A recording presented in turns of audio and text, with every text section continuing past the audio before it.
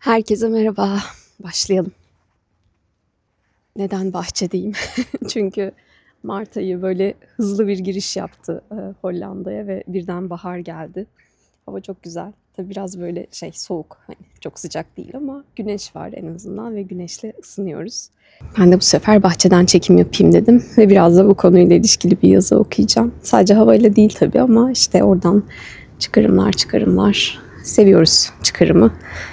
Umarım siz de dinlemeyi seviyorsunuzdur. Çok merak ediyorum bu konuyla ilgili de görüşlerinizi. Çok daha hafif bir konu olduğunu düşünüyorum. Okumaya başlıyorum. Her ilacın yan etkisi vardır. İlacın yan etkisi ne kadar ağır ise etkisi de o derecede kuvvetlidir. Yani bu tabii bir benzetme ne midir bilmiyorum. Tıp doktoru değilim, farmakolog değilim ama bir ilaç etkiliyse ancak biz o yan etkiye katlanıyoruz ya. Etkisiz bir ilacın çok ağır yan etkileri varsa zaten kimse kullanmaz. Ama bazı ilaçlarda var ki yan etkisini insanlar çok hissediyorlar. İlaca uyum sürecinde çok zorlanabiliyorlar ama etkisi için o uyum sürecine katlanıyoruz. Makul olan da bu.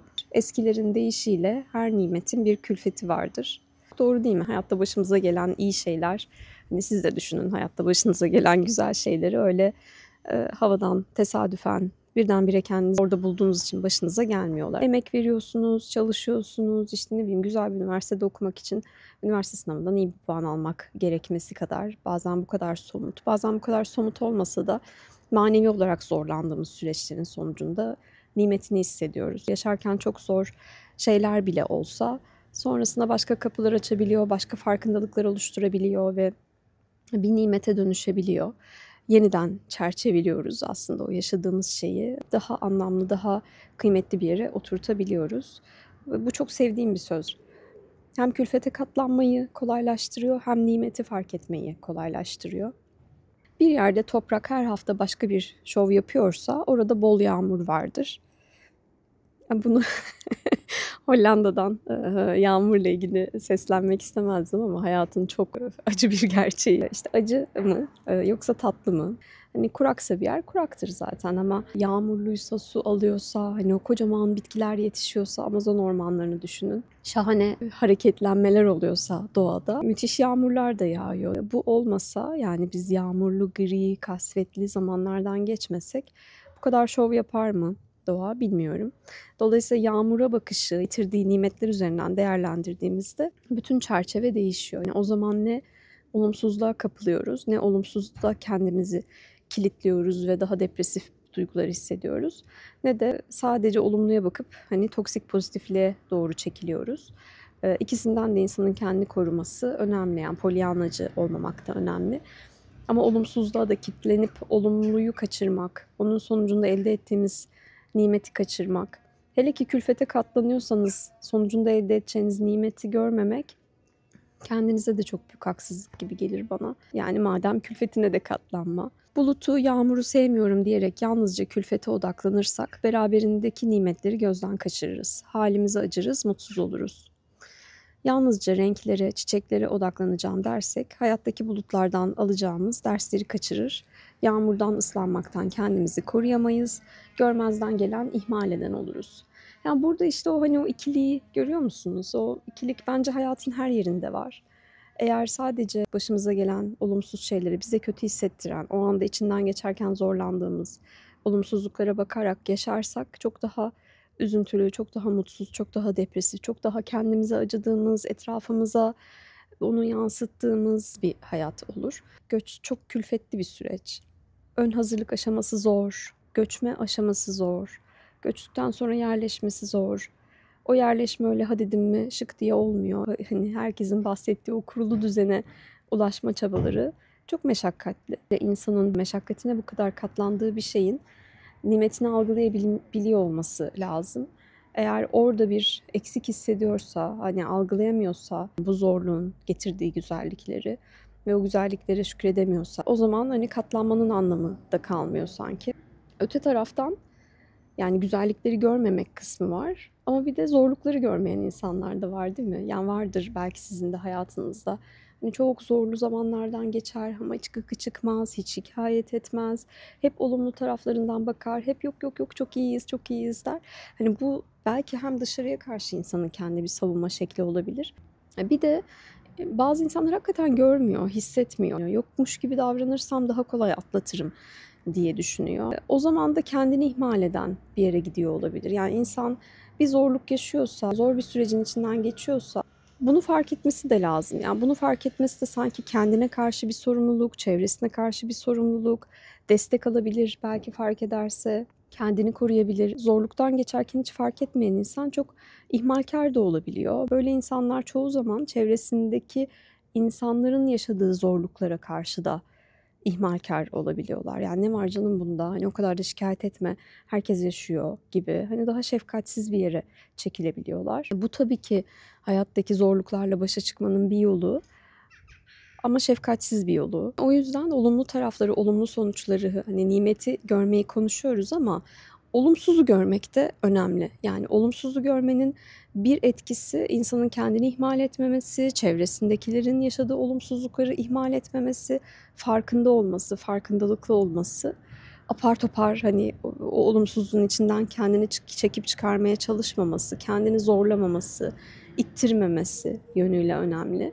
Bir zorluk yaşıyorsanız bir zorluk yaşıyorsunuzdur. Ben hep şey örneği veririm seanslarda da. Hani insan merdivenden düştüyse düşmüştür. Bir durmak, orada bir oturmak, bir yarana berene bakmak, sağına soluna bakmak, ben ne yaşadım diye şöyle bir düştüğün merdivene bakmak. Bunlar önemli şeyler. Bunlar çünkü başıma ne geldiğinin karşılığı ya. Ya ben ne yaşadım? Hani ben ne yaşadığımı düşünmek, idrak etmek de insan için önemli. Ben ne yaşadığımın farkında olmadan apar topar, alelacele, yok yok hiçbir şey olmadı, hiçbir şeyim acımadı falan diye kalkmak büyük ihmal değil mi? Yani ya hani büyük bir yara varsa bir şey oldu ya, orada bir şey oldu. Bir şey olmadı desek de bir şey oldu. Bir bakmak önemli yani ben nasıl bir yükseklikten düştüm, değil mi? Ben ne yaşadım? Yanımda kim vardı bunu yaşarken? Yarana berene bakmak, uygun müdahaleyi yapmak. Ya tamam yok burada bir şey yok. Yıkarız geçer. İşte küçük bir yara bandı yeter. Ya da yok buna hastaneye gitmek lazım değil mi? Bir bakmak lazım. O yüzden sadece nimeti fark edip sadece olumlulara odaklanmak değil burada kastettiğim. Olumsuzu da fark etmek. Yazıyı kaybettim. Sürekli yeşillikler ve altında yazıları olduğu için kaybedince tekrar bulmakta zorlanıyorum. O ne yaşadığını fark etmeyi ihmal eden insanlar için tekrar bunu yaşamaktan kendini korumak için de insanın fark etmesi gerekiyor. Yani fark etmediğimiz bir şeyi tekrar yaşamaktan kendimizi nasıl koruyabiliriz? Bu benim başıma gelmişti ve ben orada çok zorlanmıştım. Aman bir daha başıma gelmesin ve benzer bir zorlanmayı yaşamayayım diyebilmek için fark etmek lazım ne de zorlandığımızı. Biraz duygulara değineceğim. Sevgi dolu ilişkiler kaybetme korkusuyla birlikte vardır. Bu çok doğru değil mi? İnsan çok sevdiklerini, ailesinden fertleri, kaybetmenin korkusunu onlar hayattayken yaşıyor. Annesini babasını kaybetmekten korkabilir, evladını kaybetmekten korkabilir. Düşünmek bile, akla gelmesi bile ki sevginin bir bedeli olarak aslında yüklenen korkular bunlar. Yani aynı dosyayla uzantı olarak o kaybetme kaygısı, kaybetme korkusu da yükleniyor. Ve birini çok sevdiğimizi düşünürken böyle içimiz bir cız eder. Hemen gelir yani. Hani o nimetin böyle de bir külfeti var bak haberin olsun. Böyle bir risk de barındırıyor buradaki büyük sevgi der hayat. Kıymetli dostluklar ağır sorumluluklarla birlikte vardır. Karşılıklı sorumluluğun olmadığı ilişkilerde birbirine değer verdiğini nasıl bilebilirsin? Bilemezsin. Hak edilmiş her refah, emek ve yorgunlukla birlikte vardır. Evet. Pırıl pırıl bir çocuk görürseniz ardında mutlaka yorgun ebeveynler vardır. Yani neşeli, doğal, spontan, kendi gibi olabilen, akıcı ilişkiler kurabilen, akıcı oyunlar oynayabilen, okulunda mutlu, arkadaşlarıyla mutlu bir çocuk kendiliğinden yetişmiyor. Keşke olsa. Ama arkasında ona o emeği veren, ona o sevgiyi veren, zorlanan bunu yaparken de ebeveynler vardır ve yorulmuşlardır. Emeğin bir sonucudur oradaki pırıltı. Her işini halledebilen güçlü yetişkinlerin ardında çoğu zaman ihmal edilmiş çocukluklar vardır. Bu az önce bahsettiğim şey vardı ya hani zorluklardan geçerken kendini ihmal etme eğilimi olan insanlar. O insanlar genelde ihmal edilmiş çocukları oluyor. Yani bildikleri şey, zaten zorlanıyorum ve kimse bana yardım etmeyecek. O yüzden kendim bir mücadeleyle uğraşarak, kendim çırpınarak buradan çıkmam lazım. Çıkarken de eğer en kolay yol yok acımadı demekse o zorluğu da görmemek bilinen yol olduğu için tercih ediliyor. Elimizdekilere bakalım ama mümkünse tek taraflı bakmayalım. Yahut başkalarının elindeki nimetlere bakıp külfeti yok zannetmeyelim. Bu çok olan bir şey. Başkalarına bakıp nimeti görmek ve onun arkasında yatan zorlukları, mücadeleleri, belki duygusal zorlukları, bildiğimiz bilmediğimiz, gördüğümüz görmediğimiz külfetleri yok saymak. Böyle bir eğilimimiz var maalesef. Bir yandan bu bir arzu da değil mi? Yani keşke külfeti olmayan ama nimeti olan hayatlar olsa. İyi bir ailen vardır, çok iyi bir eğitim almışsındır, çok başarılısındır ve onu şey olarak görmek isteriz biz yani. Hani insanlığın belki bir parçası. Yani öyle sadece iyi yaşıyor, sadece olumlu olanı yaşıyor. Olumsuz olanı yaşamıyor. Yok ki olumsuz hiçbir şeyi diye görmeyi isteriz. Bu arzumuzun hani o fantazi ve arzu iç içedir ya. Keşke böyle bir gerçeklik olsa dememizin bu ihtiyacımızın bir parçası olabilir. Hayata karşı derin bakışta başka bir nimet, derinlik, zenginlik. Bu zenginliğin külfeti ise derinleştikçe üzerimizdeki basıncın artması. Burada derinlik her anlamda söylenebilir. Başkalarının acısının farkında olmak, başkalarının acısına bakmak bir derinlik. Kendinin farkında olmak, çevrendeki insanların farkında olmak, fark etmeye çalışmak en azından bir derinlik. İnsanın kendi duygularını fark etmesi, kendi ihtiyaçlarını fark etmesi de bir derinlik. Bunlar arttıkça aslında beraberinde getirdiği bir basınç da oluşuyor. Bir şeyi fark ediyorsak onunla ilgili bir şey yapmak, bir şey düşünmek, hissetmek de zorunda kalıyoruz. Buraya kadar izlediyseniz sizi bu nimet ve bu külfetle baş başa bırakıyorum. Bir dahaki sefere buluşmak üzere. Hoşça kalın.